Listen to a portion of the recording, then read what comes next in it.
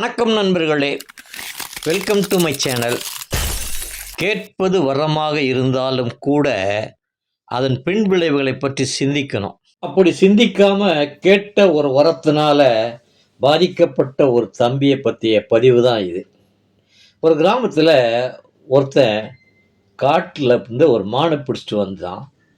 வீட்டில் வச்சு வளர்த்துக்கிட்டு இருந்தான். ரொம்ப ஆசையாக வளர்த்துட்டு இருந்தான்.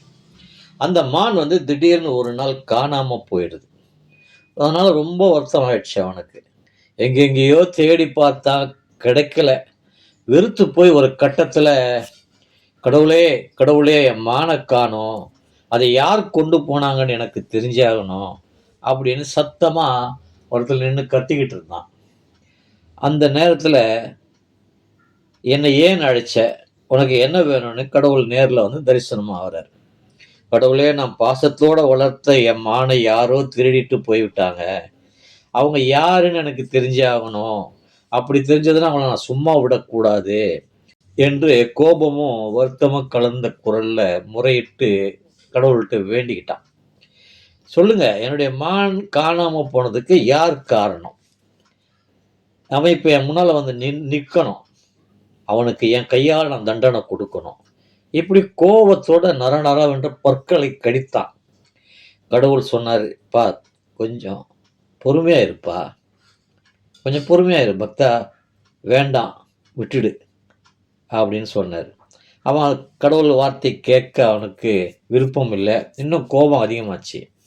என்ன கடவுள் இது, ஒரு பக்தரை இப்படி ஒரு வேண்டுகோளை வைக்கிறேன், ஒரு வார்த்தை கேட்குறேன் உங்ககிட்ட, நீங்கள் கொடுக்கணும் இல்லையா, கொடுக்கறது உங்கள் கடமை இல்லையா அப்படின்னு கேட்குறான். அதுக்கு கடவுள் சொல்கிறார், கடமை தான், இருந்தாலும் மீண்டும் ஒரு முறை யோசிச்சுக்கப்பா, நான் நல்லது தான் சொல்கிறேன், பார்த்துக்க, வேண்டாம் விட்டுடு அப்படின்றார். அவன் சொல்கிறான், நான் நல்லா யோசித்து தான் கேட்குறேன், எனக்கு எப்படியாவது என் மானை கொண்டு போனோன்னு கண்டுபிடிச்சே ஆகணும், அவனுக்கு நான் தண்டனை கொடுத்தே ஆகணும்னு பிடிவாதமாக இருக்கலாம். சொல்லி சொல்லி பார்த்தார் கடவுள், வேறு வழி இல்லை.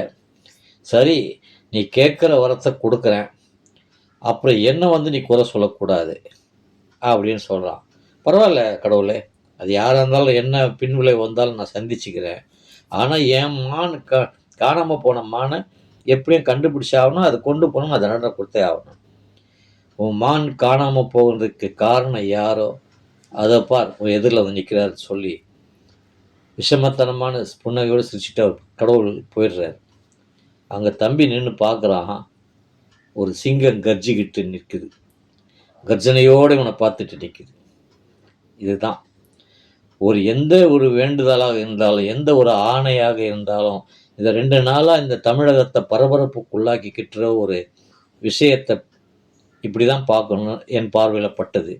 அதனால் இந்த பதிவை நான் உங்களுக்கு சமர்ப்பிக்கிறேன். எதுவாக இருந்தாலும் யோசித்து செஞ்சால் ரொம்ப நல்லது. இந்த பதிவு உங்களுக்கு பிடிச்சிருந்தா உங்கள் நண்பர்களுக்கு ஷேர் பண்ணுங்கள், லைக் பண்ணுங்கள், சப்ஸ்கிரைப் பண்ணுங்கள். மீண்டும் இன்னொரு பதிவுடன் உங்களை சந்திக்கிறேன். நன்றி, வணக்கம்.